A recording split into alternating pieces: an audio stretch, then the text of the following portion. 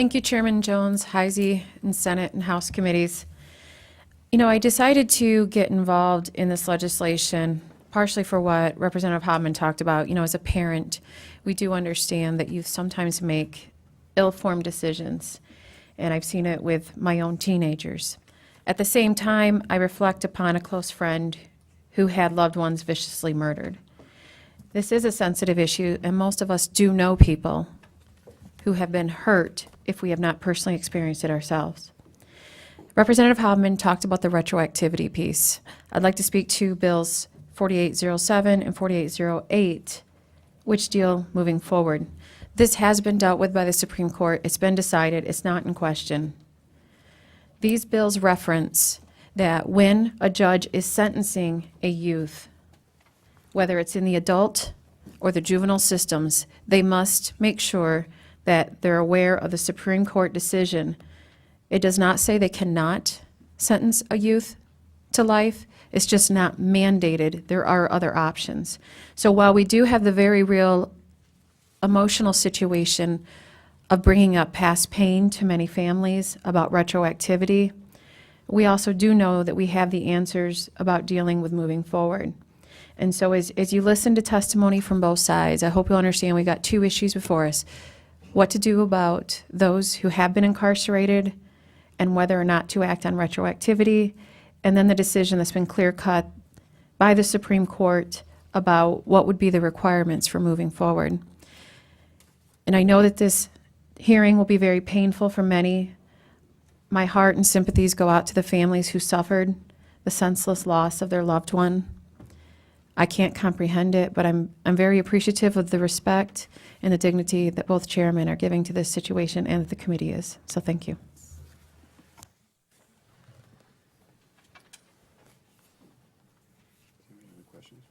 Any questions? I don't see any. Does anyone have any questions for Representative Hoffman before he sits? Too late. Well, don't go away, Representative Hoffman, because I'm sure we'll have some questions for you. At this time, I'd like to call forward Attorney General Bill Schuette.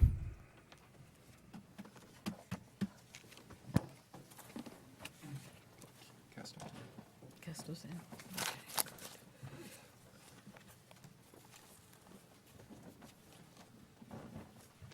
Well, good morning, ladies and gentlemen, Mr.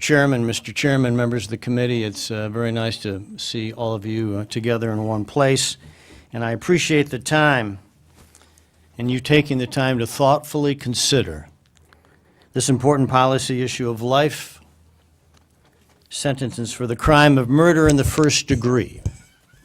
Murder 1, a deliberate premeditated crime containing the specific intent to kill another person, or being part of a design, a plan where a murder occurs.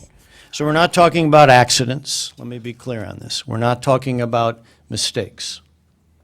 And we're certainly not talking about an easy subject. It's a hard subject. And this is not about dollars and cents. This is about justice, and it's about victims, and it's about respecting other people. And I appreciate the opportunity for this discussion, and I'll try to make sure that if I add the comments of Representative Haveman and Representative O'Brien, if you add those two, I think I'll be within that time frame, Mr. Chairman. But I appreciate being with Mr. Haveman and Ms. O'Brien, and it's also very, very pleasant for me to see my colleague, Oakland County Prosecutor Jessica Cooper, here today, and I look forward to her comments in particular. Now, you'll hear many different comments today. You will hear alternate points of view, to be sure. But certainly you will hear many voices.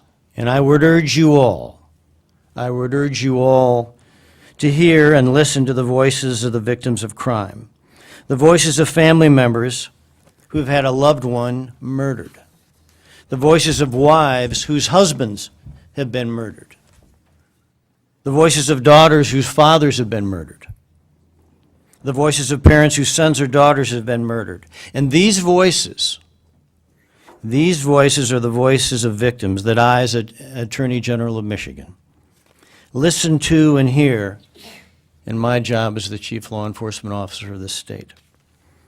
And these voices are the voices for whom I'm an advocate.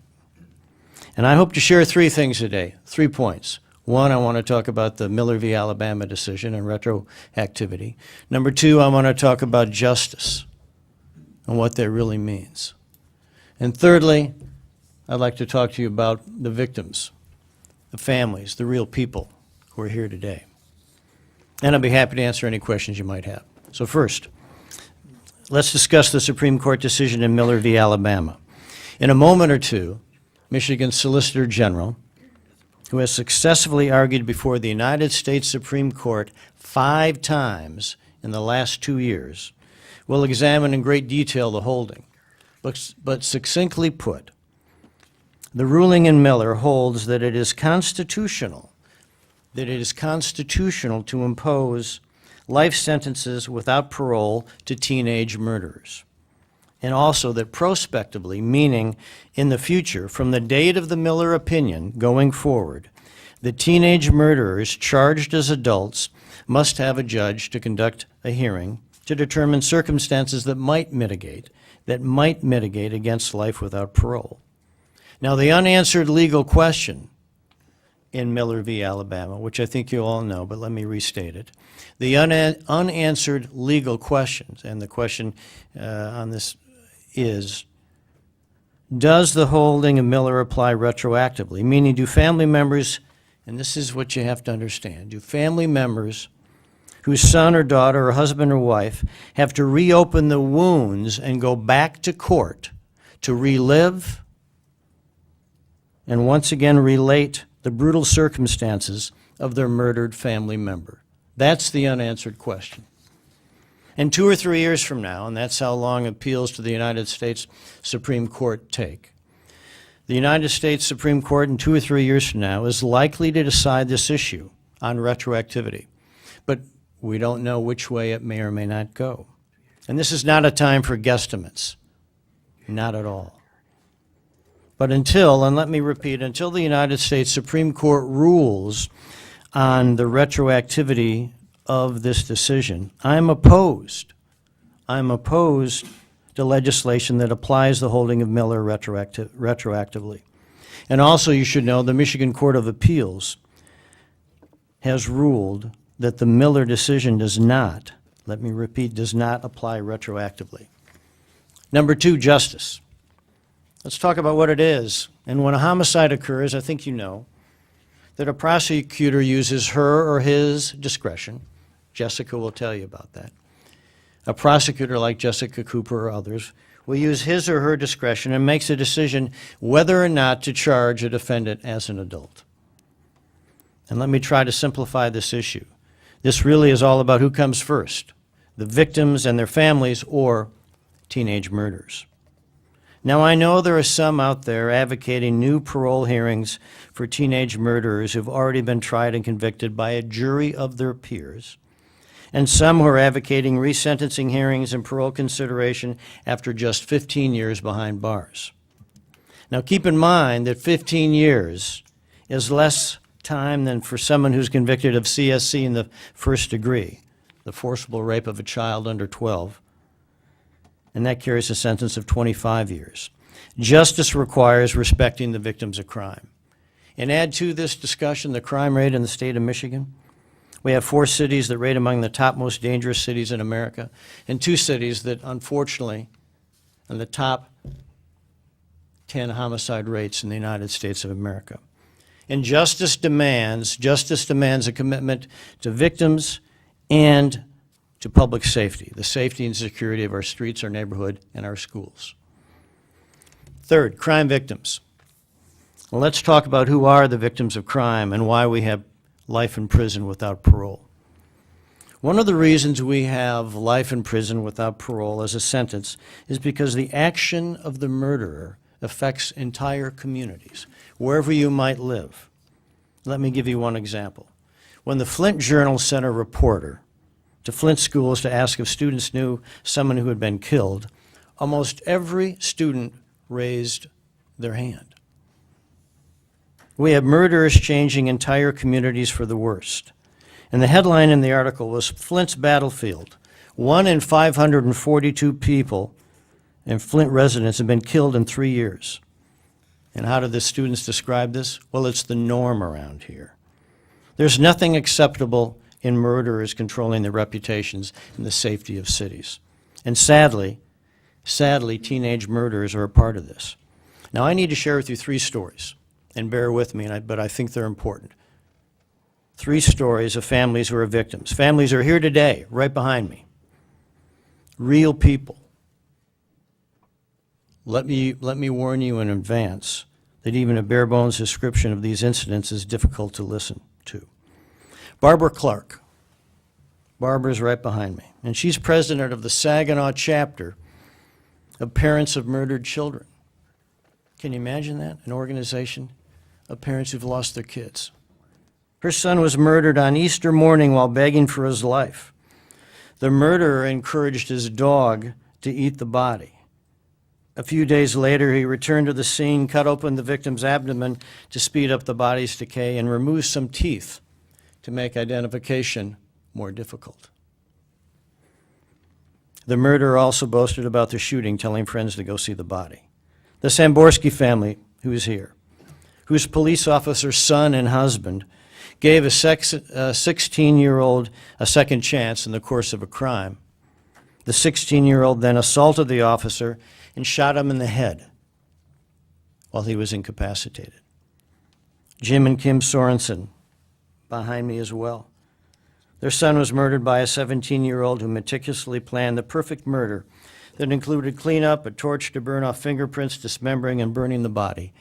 And after the murder, he told a friend, next time, I won't make the same mistakes. Now, these examples I've cited, and unfortunately there are many more, are not horrible mistakes, and they're not accidents. They are deliberate and premeditated evil choices. Now, I understand this concept of second chances, and I have a strong faith, and I believe in forgiveness. But I also understand the significance and consequences when a bad or an evil decision is made. And furthermore, I'd like the committee members to focus on the fact that for the victims of crime, families who've lost loved ones, there are no second chances, just lost chances. For Barbara Clark and her family, there'll be no happy birthday celebration. She won't be able to give her son a pat on the back when he goes for his first job interview.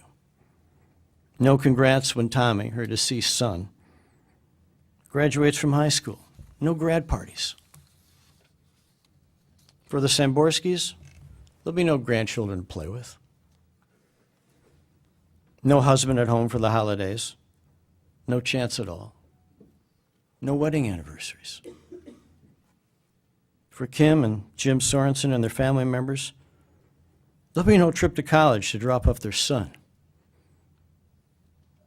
on their new journey, his new journey. For the families, their lives are defined by lost chances. If anybody deserves a second chance, it's these families today struggling with their loss. So I've shared my thoughts about retroactivity and justice and victims. And in conclusion, I'm opposed to this legislation and will be a strong advocate, a strong voice for Michigan's victims of crime. Now, to me, we ought to take a different approach, something we might want to consider as some sort of a trigger feature should years from now the United States Supreme Court rule on the retroactive application of Miller, that we could have a feature that would trigger in protections, and we'd have a prospective application of, say, 35 to 50 years at a minimum. So I'm just sharing something for your consideration. But I appreciate your attentiveness today, ladies and gentlemen. Thank you, Mr. Chairman. Mr. Chairman. Thank you very much, Mr. Attorney General. Senator Jones, any comments or questions? Any questions?